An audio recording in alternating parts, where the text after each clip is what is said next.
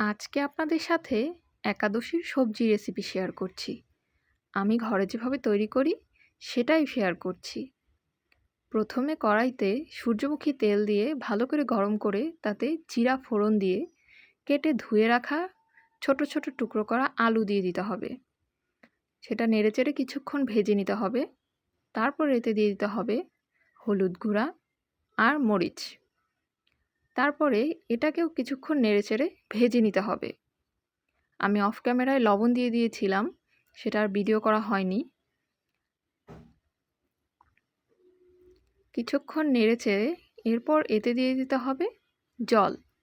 আপনি গরম জলও ব্যবহার করতে পারেন, তাহলে আরও বেশি ভালো হয়। এরপর আমাদের অপেক্ষা করতে হবে আলু সেদ্ধ হওয়া পর্যন্ত। তারপর এতে আমরা দিয়ে দিলাম কিছুটা সাবুদানা। এরপরে নামানোর আগে কিছুটা গরম মশলা গুঁড়ো দিয়ে ভালো করে জাল করে নামিয়ে নিতে হবে।